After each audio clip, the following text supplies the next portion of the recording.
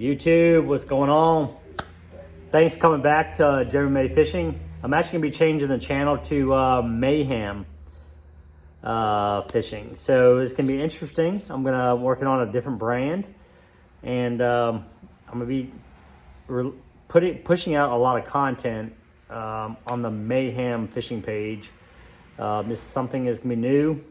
I just wanted to share this with you guys at the very beginning of it. But again, I appreciate each and every one of you. The school bus drivers, the guys who, the weekend warriors, the guys at the desk jobs, 9 to 5, the guys stuck in traffic on 95, 85, 17. However, wherever you're getting your content, whenever you have time to watch it, here we go. We're going to dive into a little bit of jerkbait fishing. I know season is right around the corner, and I love jerkbaits. As you guys can see, I've got plenty of jerkbaits, and I take this time of the year for me to go through, check my hardware, make sure all my hooks are good, O-rings are good, and I have my lineup of jerkbaits pretty much ready to go. So I'm gonna go ahead and dive into it, right? So I look at the jerkbait season. I got pretty much 3 different type of jerkbaits I throw. Early season, mid season, and then late season, cold water months. And how I break that down normally is more of the presentation, right? So I'm gonna start off with that. I'm gonna start off with a rod and reel combo. I throw the Kisselcraft, normally on 14-pound test. If you guys are interested, it's a 7'10". It's the model number M. Let's see here, MB 843, 7 foot, MHX blank. It's a medium, almost a medium heavy, because the reason why I use that one this time of the year is I'm being very aggressive with, like, there's not much relations in the paws. And when I'm starting to use this rod combo, this jerkbait setup, I like to throw my larger jerkbaits, little heavier wire hooks. And again, it's more of a jerk, pause, reel, just trying to get a reaction bite. You know, because the fish start feeding up in the fall, and it really makes a big difference before I start actually going to the slow cadence or whatnot. So like this one right here, the Squad Minnow 95. It's very loud, very obnoxious, and again, it's based off of water clarity. So if I'm fishing like a overcast day, I like to stick to the translucent, I mean not translucent, more the white colors, a little bit more flash, sometimes the gold, black tops, jerkbaits. But again, I go with those more reactive style jerkbaits, more the you're just trying to rip it through the water column. You're not really trying to let it suspend very long. It's just a rip, stop, rip. I mean, you're burning it pretty heavy. Again, that's early season.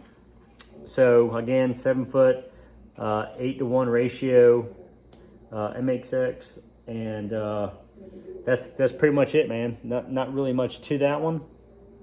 The hardest one for me that I've been able to kind of master or understand is the middle of the winter season, because you have a lot of nor'easters. You have one day it might be 20 degrees outside, the next day it may be 60, 70 degrees, you're wearing flip-flops. So it's confusing for me as an angler, but again, I love the warm temperatures, I ain't lying. But again, the fish, you know, they're high pressure situations when that happens. So you have to be able to make long casts, and you have to be able to adjust, and you know, on the mood of the fish. So I know every day is different out there this time of the year, so it's very rare that I go out there on a bright blue day, or a bright blue post front condition day, and actually smash my jerkbait. It doesn't happen very often, but it does happen. But the best times in the mid you know, getting ready to late fall, going into early winter, is the cloudy, rainy days where all the hunters are in a deer stand. That's when I do most of my damage on a jerkbait. I normally throw that time of the year. I got 3 jerkbaits that I throw. I'll downsize a little bit, but the KVD, I don't know what size this is, but it's only got 2 hooks to it. It's got a little bit of noise to it. It's not as loud as the other ones, but it's got some good colors to it. Along with, I do go with the Japanese version and the larger profile, a little bit of flash to it, brown tops. And then also I like to throw the Mega Bass. It's a staple. I mean, I've got a lot of Mega Bass, and if they're not gonna be eating on this one right here, then I go to the silent version. So it's normally one or the other. But those are my 3 styles. And sometimes, you know, early, the second part of the winter that I'm talking about, I'll go to the white flash if it's really overcast, like really dark during the day. You know, especially if the fish are really high in the water column because of maybe some warm temperatures or whatever, I'll definitely go to a white profile, more compact bait. All right, the last but least, probably my favorite time to fish is gonna be dead winter when the water gets way below 50 degrees, probably in the 30 to 44, 45 degree range. I've got 3 or 4 different colors that I love to throw. I normally start off with a smaller profile. This one right here is the Evergreen series. Very small. You have 2 different types. You have this one here. That's the Mega Bass. Anyhow, it's the other one. I don't have it up here, but it's the more shad profile, chrome sides to it. The small profile, and they eat the hell out of that thing. They do. They crunch it down. It goes probably around 7 to 8 feet. I throw that one on a spinning rod with 8-pound Sunline fluorocarbon. When the, you know, probably midday, if the sun does poke through a little bit, then I'll go ahead and change over to the more shad profile styles, the Mega Bass. Mega Bass, guys, is geared strictly for cold weather. This one right here, it's perfectly balanced, even keel, and it suspends, especially between those long pauses. So if you make a very long cast, you reel down, I don't know, 8 to 10 seconds. That's my rule of thumb. Twitch, twitch, twitch, pause.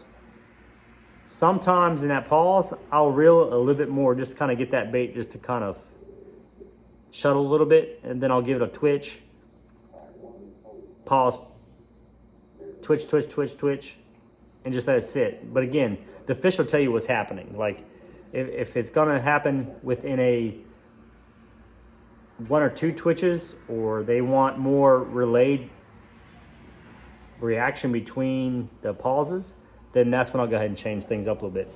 But the Mega Bass, I don't care what you say, but the Mega Bass has the best paint schemes and they're on point. And there's no need to change out the hooks. Don't change the hooks out when the water temperature gets, because they're very fine tuned. Even though I am sponsored by Vector Hooks, I don't really change the hooks out on them because it's very hard to, they spend a lot of time on those baits, man, I'm not gonna lie. And it's very hard to kind of get the suspension like you want. Those baits are pretty well designed for those hooks, the out barb hooks. But yeah, guys, that's pretty much it, man. Another thing too, if you guys live on a heavy pressured reservoir, lake, river, whatever, and everybody's throwing jerkbaits, don't be afraid to dive into the silent one. The silent ones are actually one of my favorites. I throw a lot of them, but one of the things I do is I add a little fingernail polish. I'll add a little, modification to it. It does help. I paint the belly a little bit with some white fingernail polish, considering I have 4 girls in the house, so I have plenty available. So Again, everyone, I appreciate you tuning in. And yes, I am jealous. Greg Hackney is behind me and wearing shorts and flip-flops, and he's punching or throwing a buzz bait down in Florida. So I'm going to get back to it, and I'll see you guys on the next one. Thank you very much.